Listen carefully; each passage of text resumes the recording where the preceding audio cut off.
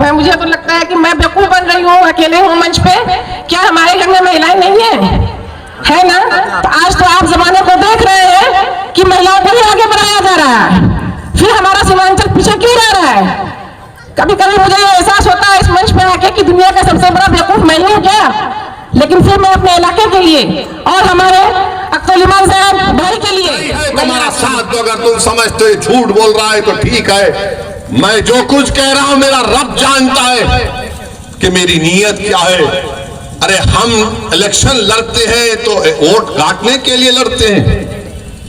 आज आपने देखा, आज मीडिया वाले हमको बता रहे थे, हमारे दोस्त, कि लालू यादव ने कहा कि अभी भी हमारे दरवाजे नीतीशवा के लिए खुले हुए हैं। लालू ने कहा कि नीतीश के लिए हमारे दरवाजे खुले। लालू जी पूरा घर ही दे दीजिए, नीतीश को बचा क्या है अब?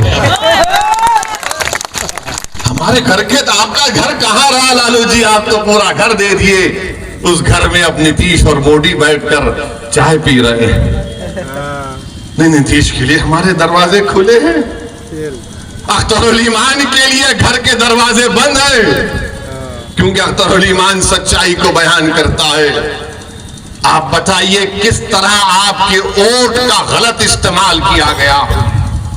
अगर मजलिस इत्तेहादुल मुस्लिमीन के बिहार के विधानसभा में 5 की जगह और 12 विधायक जीत कर जाते तो मोदी हुकूमत नहीं करता बिहार में। अब के बार वो गलती मत करिए, 10 से 12 विधायक हमारे कामयाब करिए। पल्ला आपके साथ होगा। आप जिसको बोलेंगे मुख्यमंत्री रहेगा, जिसको आप बनाना चाहेंगे वो बनाएगा। मगर आपने बरसों इनका साथ दिया। अरे कितने साल, कितने 12-14 साल राजद की सरकार, अख्तर भाई 15 साल, 15 साल, और नीतीश कुमार पलटू मास्टर, इनके कितने 17 साल, 15 और 17 मिला दीजिए 27 साल। अब 32 साल हो गए। माफ करना, बिहारी मैथ्स में अच्छा होता है। 32 साल हो गए। 32 साल में तो 2-2 नस्ल तैयार हो जाती है, और बिहार में तो बच्चे जल्दी पैदा हो जाते हैं। ये बीजेपी वाले बोलते हैं 32 साल हो गए, उसके बावजूद भी हमारे जो सफों में जो ये लोग कमजोर लोग बैठे हुए हैं, जो अपना ईमान बेचकर बैठे। अरे 32 साल ही तो हुए ना, 100 साल का हुए। 32 साल में कितने घर बर्बाद हो गए। 32 साल में सीमांचल में कितनी जमीन कट गई। 32 साल में कितने किसान बर्बाद हो गए सीमांचल में। मगर हमारे दिमागों में बात बैठी हुई है, नहीं भाई सेकुलरिज्म को जिंदा रखना है। सेकुलरिज्म को तुम नहीं जिंदा रख सकते। ये सेकुलरिज्म को जिंदा रखने की बात हो रही है। सेकुलरिज्म जिंदा उस वक्त रहेगा जब तमाम लोग अपने आप को महफूज समझेंगे, चाहे दलित हो, मुसलमान हो, आदिवासी हो। सेकुलरिज्म की बात ये लोग अपने बेटे को मुख्यमंत्री बनाना चाहते हैं। लालू, मेरा बेटा मुख्यमंत्री बन जाए तो बिहार का कल्याण हो जाए। मेरा बेटा मुख्यमंत्री की कुर्सी पर बैठ जाए तो सबका टन टनाटन फायदा हो जाएगा। मेरे भाई, ये कब तक खानदान और पानदान की राजनीति चलती रहेगी, ये आपको फैसला करना है। अख्तरुल ईमान का आपने हमेशा साथ किया। अख्तरुल ईमान ही ने बता दिया आपको कि कैसे 4 लोग भाग गए, बंदरों की तरह दीवार कूद कर भाग गए।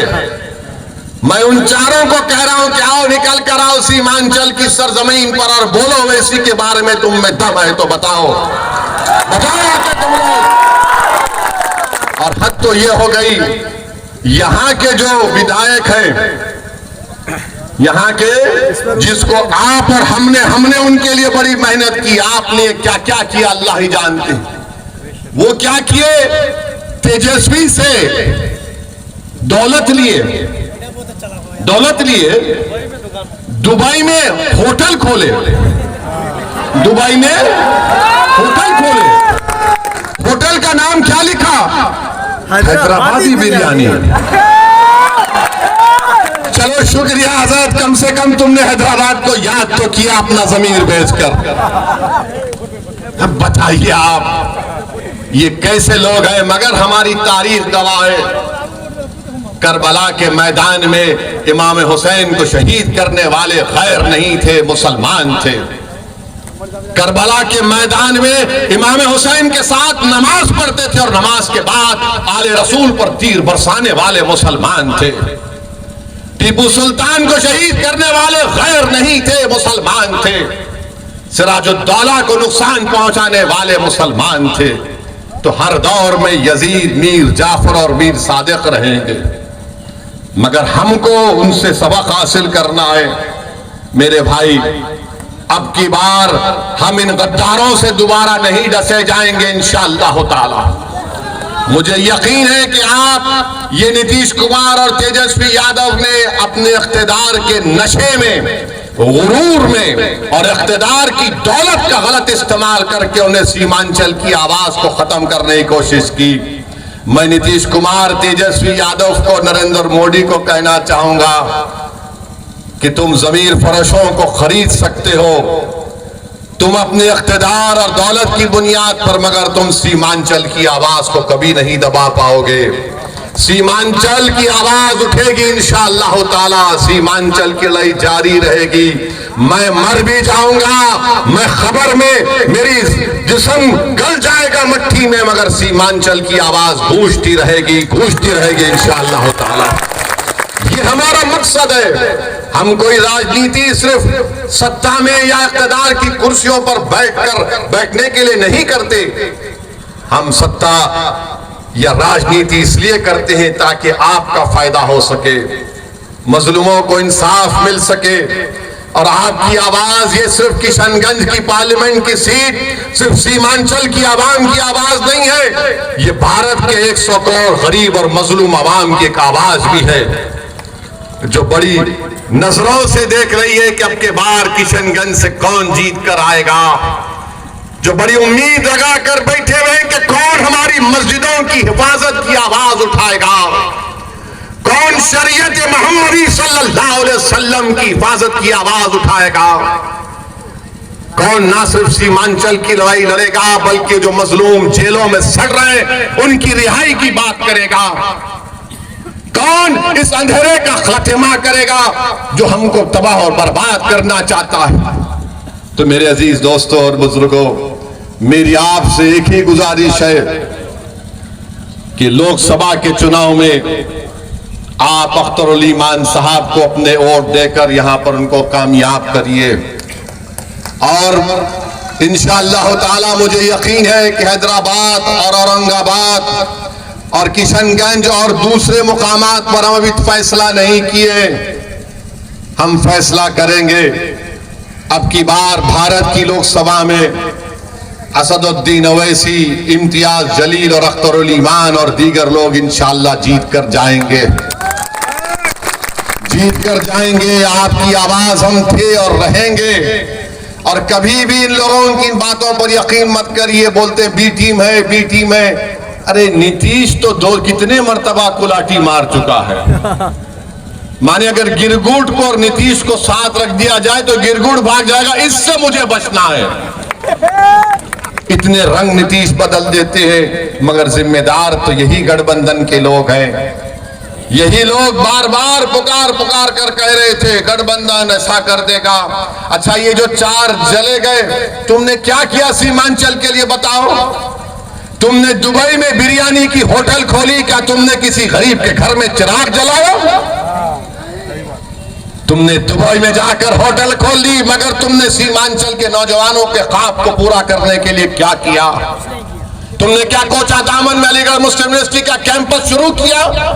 मुख्यमंत्री तुम्हारा, डिप्टी चीफ मिनिस्टर तुम्हारा, पूरी हुकूमत तुम्हारी, पुलिस तुम्हारी, नौकरशाही तुम्हारी। अरे तुम कमजोर हो, तुम्हारी कोई कीमत नहीं है। कीमत अख्तरुल ईमान की है, क्योंकि ये अख्तरुल ईमान के पास ईमान है। मेरे अजीज दोस्तों और बुजुर्गों, ये इन बातों को आप जरा संजीदगी से गौर करिए। और जो लोग मजलिस पर तनकीद करते हैं, मजलिस फिरका परस्त पार्टी है, नहीं है मजलिस। हम किसी समुदाय के खिलाफ ना थे, ना है, ना कभी रहेंगे इंशाअल्लाह ताला।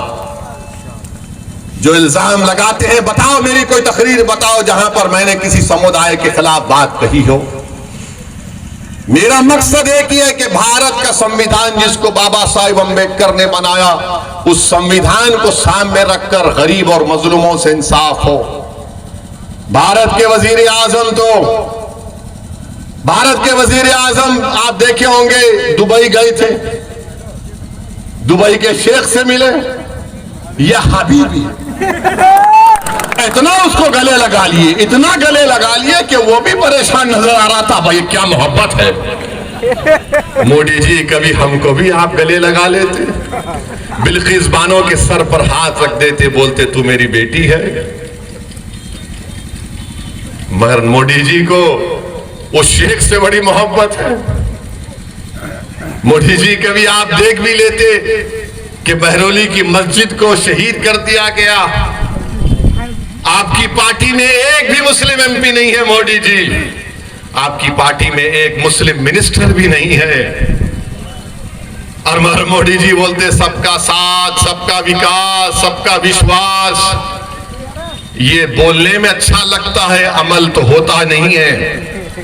अब बीजेपी कह रही है 370 लेकर आएंगे। मैं सीमांचल की जनता से वादा कर रहा हूं, मैं भारत के गरीब और मजलूम आवाम से वादा कर रहा हूं, मैं भारत के उन तमाम शहरियों से वादा कर रहा हूं जो इस मुल्क को गांधी और अंबेडकर का मुल्क मानते हैं, जो इस मुल्क को उसका मुल्क मानते हैं जहां पर इसकी जमीन में मोहब्बतें हैं। हम पूरी कोशिश करेंगे कि तीसरी मर्तबा भारत का प्रधानमंत्री नरेंद्र मोदी ना बने। हम पूरी कोशिश करेंगे इंशाअल्लाह ताला, हम पूरी कोशिश करेंगे कि दोबारा बीजेपी सत्ता में ना आए। मगर बताओ 2014 और 19 में कैसे बने नरेंद्र मोदी देश के वजीर आजम? मेरी वजह से बने। आप इनसे पूछो जाकर।